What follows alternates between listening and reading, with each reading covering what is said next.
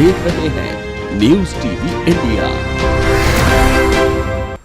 Corona virus महामारी के दौर में एक और जहां दुनिया की अर्थव्यवस्था चरमराई हुई है और नौकरियों पर संकट मंडरा रहा है, वहीं दूसरी ओर सोने और चांदी के दाम दिन ब दिन आसमान छू रहे हैं। महामारी के बाद पहले से खस्ताहाल देश की अर्थव्यवस्था और बुरी स्थिति में पहुंच चुकी है। अंतर्राष्ट्रीय मुद्रा कोष ने इस साल में भारत की विकास दर को लेकर अनुमान लगाया है कि ये 4.5% रह सकती है। भारत ही नहीं, IMF ने दुनिया की अर्थव्यवस्था के लिए इस विकास दर का आकलन 4.9% किया है।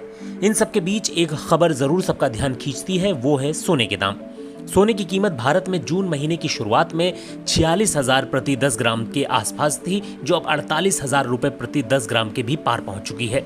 एक तरफ कोरोना वायरस की महामारी दुनिया में फैल रही है और व्यापार के अधिकतर क्षेत्रों में थोड़ी सुस्ती है, वैसे में सोना क्यों उछाल मार रहा है? इस पर हमने भारतीय प्रबंधन संस्थान यानी IIM अहमदाबाद में प्रोफेसर और इंडिया गोल्ड पॉलिसी सेंटर के चेयरपर्सन प्रोफेसर अरविंद सहाय से बात की।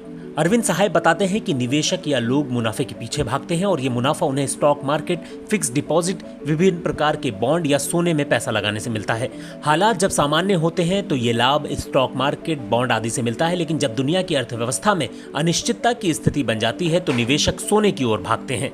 उनको लगता है कि सोने से उन्हें सुरक्षा मिलेगी और उसकी कीमत नहीं घटेगी। इसकी वजह से निवेशकों में सोने की मांग बढ़ गई है। ये मांग पिछले 1.5 साल से बढ़ रही है। नवंबर 2018 में सोने के दाम 30,000 रुपए प्रति 10 ग्राम के आसपास थे, लेकिन आज उसी सोने के दाम 50,000 तक पहुंचने जा रहे हैं। बीते 4 महीने पहले देखें तो इसका दाम 40 से 42,000 के आसपास था। ऐसा नहीं है कि ये अनिश्चितता केवल कोरोना वायरस की वजह से पैदा हुई है। इससे पहले चीन और अमेरिका के बीच चले ट्रेड वॉर ने भी इस अनिश्चितता को और बढ़ाया था और सोने के दाम बढ़े थे। कोरोना वायरस ने कैसे सोने पर असर डाला है, इस पर प्रोफेसर सहाय कहते हैं कि कोरोना महामारी के कारण लोगों की नौकरियां चली गई हैं, अर्थव्यवस्था की विकास दर और घट गई है। पहले विकास दर में 5% का अनुमान लगाया गया था, लेकिन अब इसमें 6% की गिरावट की बात की जा रही है। लोगों के पास खर्च करने के लिए पैसा नहीं है। दुकानें, रेस्टोरेंट, एयरलाइंस, रेलवे सब बंद हैं। जिनके पास नौकरियां नहीं है वो इस संकट में है कि उनका घर कैसे चलेगा। इन सब ने अनिश्चितता बढ़ाई है और ये कोरोना वायरस महामारी के कारण आई है। इस अनिश्चितता ने लोगों में डर पैदा किया है, जिसकी वजह से वो खर्च करने को तैयार नहीं है, लेकिन वो सुरक्षा चाहते हैं। ये सुरक्षा वो सोने में निवेश करके ढूंढ रहे हैं। इसकी वजह से निवेश की खपत बढ़ी है। लोगों के अलावा पूरी दुनिया के बड़े बड़े केंद्रीय बैंकों ने सोने की खरीद बढ़ा दी है। इनमें भारत का केंद्रीय reserve bank, European Central Bank, People's Bank of China, Federal Reserve जैसे बैंक शामिल हैं।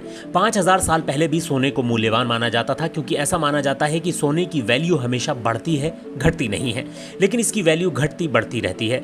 IIM अहमदाबाद के इंडिया गोल्ड पॉलिसी सेंटर का अनुमान है कि आने वाले 5-6 महीनों में सोने के दाम और बढ़ेंगे, क्योंकि इस सेंटर ने साल 2018 में ही आकलन किया था कि आगे सोने के दाम और बढ़ेंगे। आखिर भारत में सोने की खपत कितनी है? डॉक्टर सहाय बताते हैं कि भारत में सोने की मांग 3 तरह से होती है। पहला गहनों के लिए, दूसरा निवेश के लिए और तीसरा केंद्रीय बैंक अपने पास रिजर्व रखने के लिए सोना खरीदते हैं। देश के केंद्रीय बैंक में जितना सोना होगा, उसकी बदौलत उस देश की क्रेडिट रेटिंग उतनी अच्छी होगी। भारत में सोने के दाम बढ़ने की एक दूसरी वजह बैंकों का 2018-19 में 600 टन सोना खरीदना भी है, क्योंकि इससे मांग बढ़ी और सोने के दाम ऊपर गए। फिलहाल भारत में गहने के लिए सोने की खुदरा मांग में अधिक गिरावट है, लेकिन निवेश की मांग बहुत बढ़ गई है। भारत में प्रतिवर्ष सोने की खपत 700 से 800 टन है, जिसमें से 1 टन का उत्पादन भारत में ही होता है और बाकी आयात किया जाता है। इसमें से भी 60% गहने के इस्तेमाल में जाता है, वहीं 30% का इस्तेमाल बार कॉइन्स के रूप में निवेश के तौर पर होता है, जबकि बाकी का उद्योग या मंदिर में चढ़ावा के रूप में जाता है। भारतीय अर्थव्यवस्था पर आखिर सोना किस तरीके से असर करता है? प्रोफेसर साहब बताते हैं कि सोने के दाम में उतार चढ़ाव से भारतीय अर्थव्यवस्था पर ज्यादा असर नहीं पड़ने वाला है। हम सोने का आयात अधिक करते हैं, जिसके कारण ये केवल व्यापार घाटे के अंतर्गत आता है। इससे अधिक सोने का अर्थव्यवस्था पर अधिक प्रभाव नहीं पड़ता है। महामारी की वजह से हम जिस स्थिति में हैं, उससे सोने के कारण अर्थव्यवस्था पर अधिक असर नहीं होने वाला है, लेकिन सरकार अगर कुछ नीतियां बनाए तो उसकी वजह से सोने का इस्तेमाल हम अर्थव्यवस्था में कर सकते हैं। हमारे देश में तकरीबन 25,000 टन सोना लोगों के पास रखा हुआ है। इसमें से 10-12 टन हजार सोना अमीर लोगों के पास है।